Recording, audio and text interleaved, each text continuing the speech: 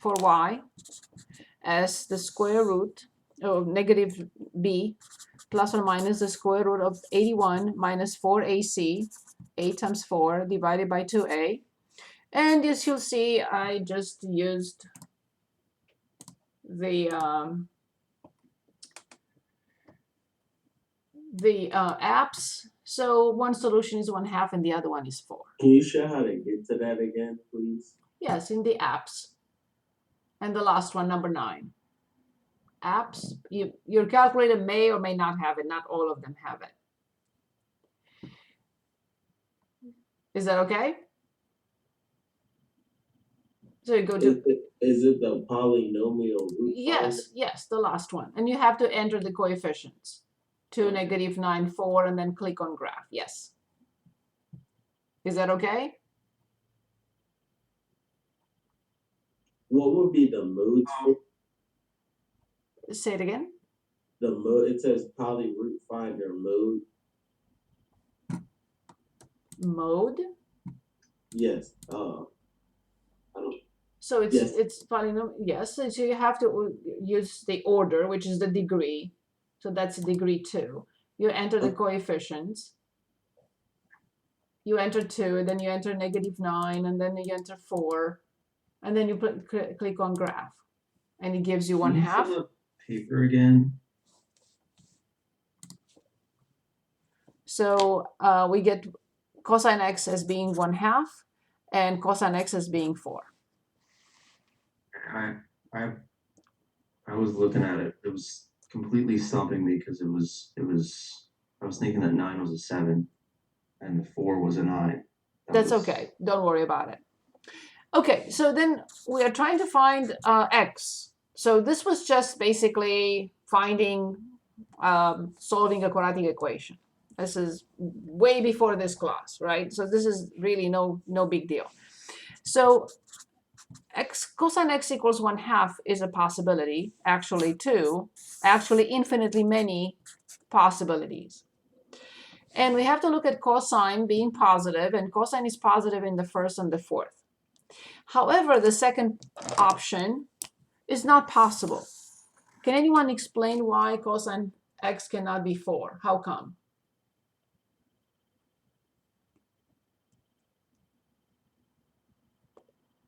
I don't know if I'm right, but you said, I think it's because they're bounded. Exactly. So as we know, cosine, see, cosine is measured on the x-axis. Cosine can only be minimum -1 and maximum 1. So cosine, excellent, is between -1 and 1. It's a bounded function. It can never be, there is no angle for which cosine is 4. It doesn't exist. Excellent. That was the correct answer. Thank you. So now we have to continue with this because we have infinitely many solutions, x equals and x equals. And at the end, we have to add 2 pi k. So I'm not going to write it here because there is no room. So x equals and x equals. Whatever we find, we have to add 2 pi k. Because the problem is asking us to find all solutions. Okay. So now, we know which angle has cosine 1/2. Anybody remembers from the tiny little table that I showed you several times, which angle has cosine 1/2? Pi over 3. Excellent.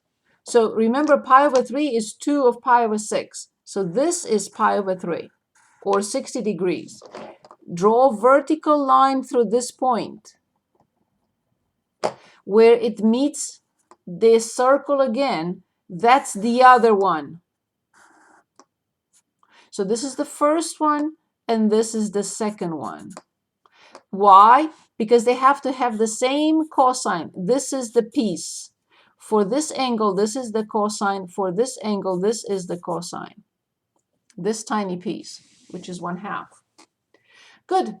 So then we have, this is clearly pi over 3. So this is pi over 3 plus 2 pi k, and this is done. Very clearly, the reference angle here is also pi over 3. From 2 pi over 3, we subtract pi over 3. Can anyone subtract 2 pi over 3 minus pi over 3 and tell us what to write as the second category, second infinitely many numbers. 5 pi over 3. Yes. You said what? Yes, 5 pi over is correct. 2 pi minus 5 pi over pi minus pi over 3, it is indeed 5 pi over 3. Perfect. These are the solutions. And that guarantees all possible solutions. And you also have to mention that k, this has to be written. Whenever you use k, you have to explain what k is. 0, plus or minus 1, plus or minus 2, dot, dot, dot. Good. Moving on. We're asked to find the quadrant. We are told that tangent is positive, sine is negative. We only have to establish the quadrant. So let me move on to page 4. Excuse me, Professor. Yes, I'm here. I don't know if I'm mistaken, but I think you skipped number 4. Oh, thank you. Number 4. So find the value of the expression. So 2, thank you, minus sine squared 45, my mistake. Thank you very much. Plus cosine squared 60 degrees. Excellent. Thank you. Good. Can anyone give us a sine of 45 and squared? Sine of 45 and also squared.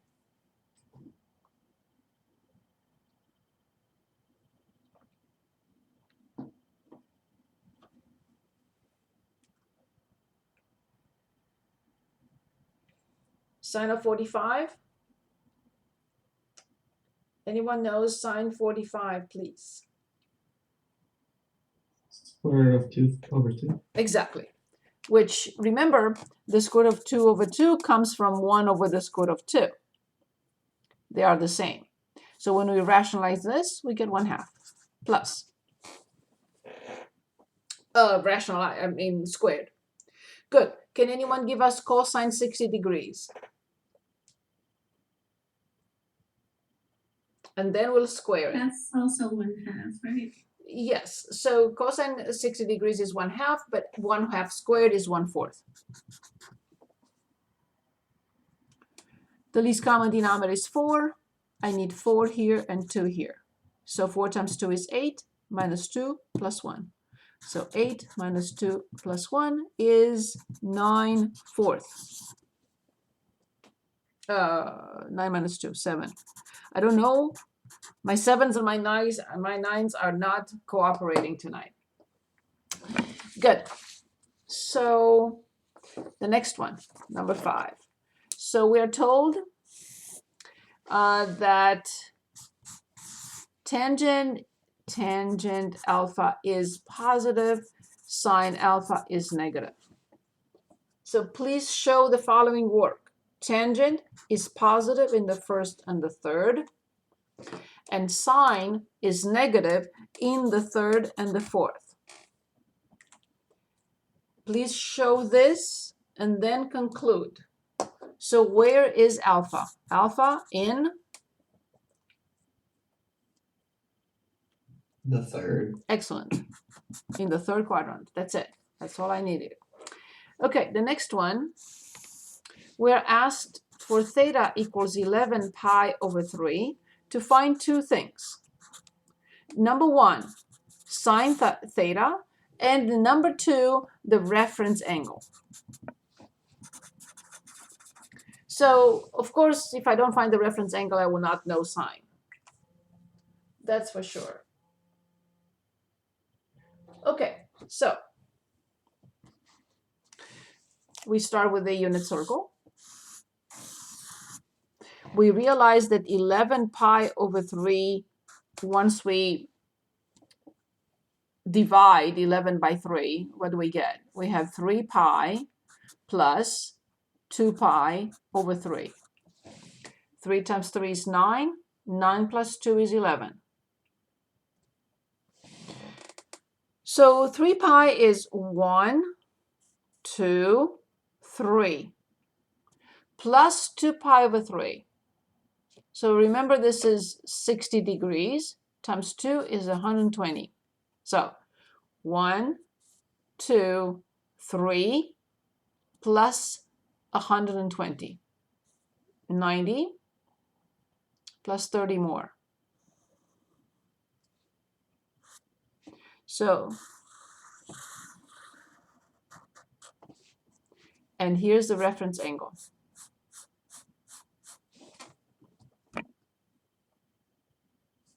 So what did I do again? I took the integers out from 11 over 3. So it's 3 pi, and the remainder is 2 pi over 3. 3 times 3 is 9. 9 plus 2 is 11 pi over 3. So what is 3 pi? This is 1 pi, the second one, and the third one. But then I also have to add 2 of 60 degrees.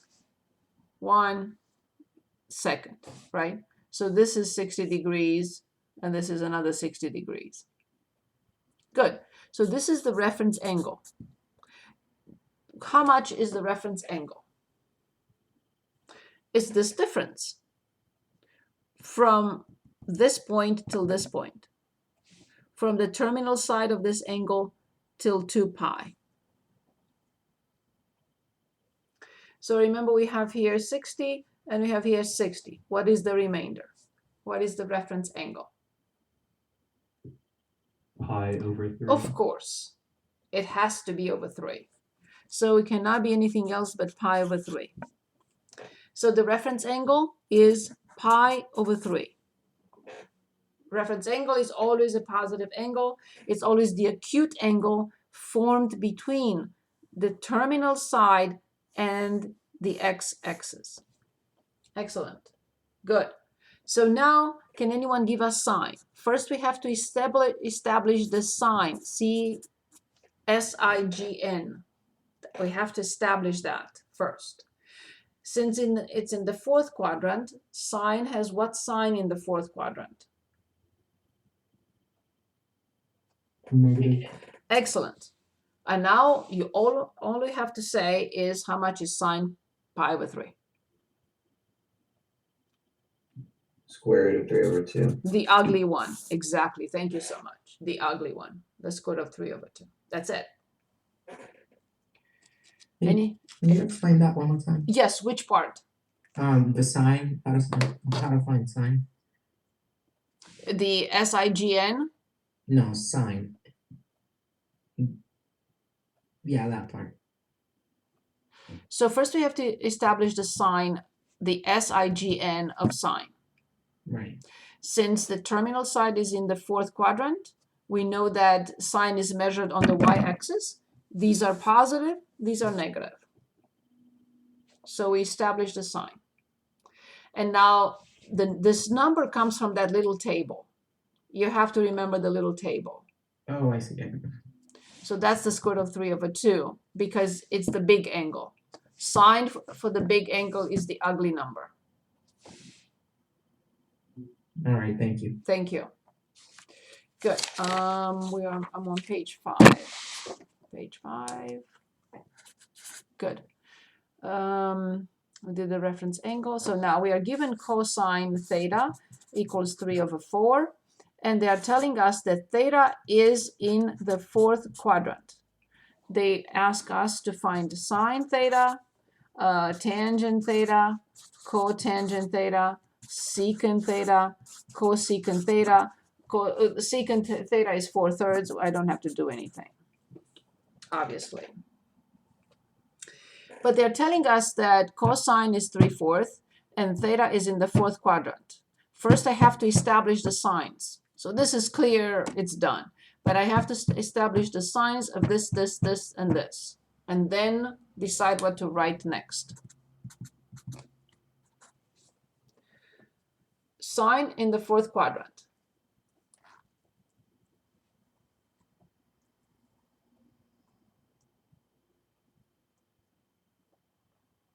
We need the sign, S-I-G-N, of these. Sine in Negative. Good. Tangent. Tangent is sine over cosine. Also negative. Exactly. And cotangent is 1 over tangent. So finally, cosecant. Cosecant is 1 over sine. Negative. Excellent. Good. So I have cosine. I can use an identity to determine sine. Once I determine sine, the rest will follow. So I know that sine theta equals plus or minus the square root of 1 minus cosine square theta. In this case, it's not going to be plus or minus, but it will be exactly minus. Cosine squared is 9 over 16. So sine theta, in this case, 1 minus 9 over 16. 16 minus 9 is 7. So this is negative the square root of 7 over 4.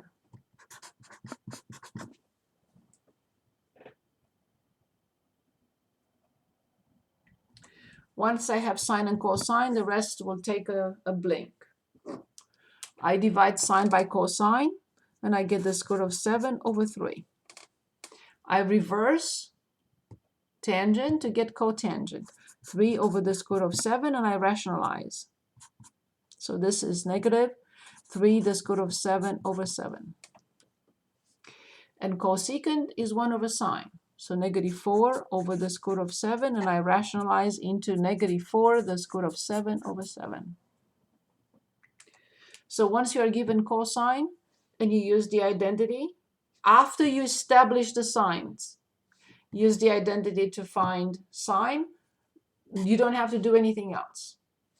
Just divide this by this, divide 1 by this,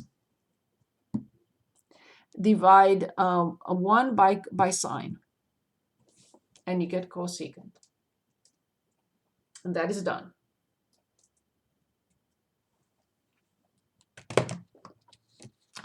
Any questions?